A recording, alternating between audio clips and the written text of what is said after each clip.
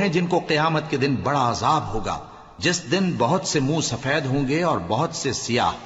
تو جن لوگوں کے منہ سیاہ ہوں گے ان سے اللہ فرمائے گا کیا تم ایمان لا کر کافر ہو گئے تھے؟ سو اب اس کفر کے بدلے عذاب کے مزے چکھو۔ اور جن لوگوں کے منہ سفید ہوں گے وہ اللہ کی رحمت کے باغوں میں ہوں گے اور ان میں ہمیشہ رہیں گے۔ یہ اللہ کی آیتیں ہیں جو ہم تم کو ٹھیک ٹھیک پڑھ کر سناتے ہیں، اور اللہ اہل عالم پر ظلم نہیں کرنا چاہتا۔ اور جو کچھ آسمانوں میں اور جو کچھ زمین میں ہے سب اللہ ہی کا ہے، اور سب کاموں کا انجام اللہ ہی کی طرف ہے۔ مومنو، تم بہترین امت ہو جسے لوگوں کی ہدایت کے لیے میدان میں لایا گیا ہے کہ تم نیک کام کرنے کو کہتے ہو اور برے کاموں سے منع کرتے ہو اور اللہ پر ایمان رکھتے ہو۔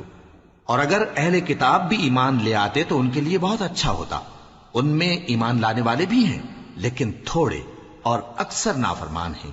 یہ تمہیں خفیف سی تکلیف کے سوا کچھ نقصان نہیں پہنچا سکیں گے، اور اگر تم سے لڑیں گے تو پیٹ پھیر کر بھاگ جائیں گے، پھر ان کو مدد بھی کہیں سے نہیں ملے گی۔ یہ جہاں نظر آئیں گے تم دیکھو گے کہ ذلت ان سے چمٹ رہی ہے، بجز اس کے کہ یہ اللہ کی پناہ میں یا مسلمان لوگوں کی پناہ میں آ جائیں۔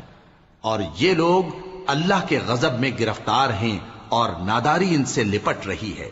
یہ اس لیے کہ اللہ کی آیتوں سے انکار کرتے تھے اور اس کے پیغمبروں کو ناحق قتل کر دیتے تھے۔ یہ اس لیے کہ یہ نافرمانی کیے جاتے اور حد سے بڑھے جاتے تھے۔ یہ بھی سب ایک جیسے نہیں ہیں۔ ان اہل کتاب میں کچھ اچھے لوگ بھی ہیں جو رات کے اوقات میں اللہ کی آیتیں پڑھتے اور اس کے آگے سجدے کرتے ہیں۔ وہ اللہ پر اور روز آخر پر ایمان رکھتے اور اچھے کام کرنے کو کہتے اور بری باتوں سے منع کرتے اور نیکیوں پر لپکتے ہیں، اور یہی لوگ نیکوکار ہیں۔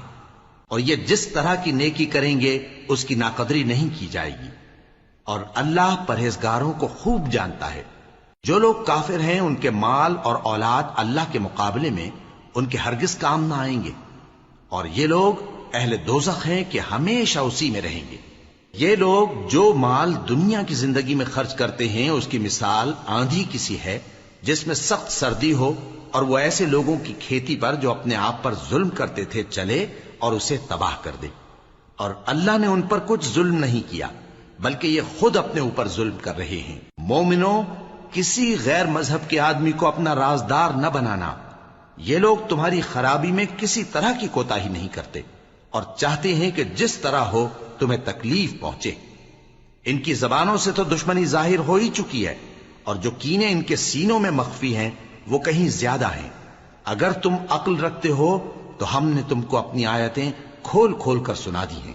دیکھو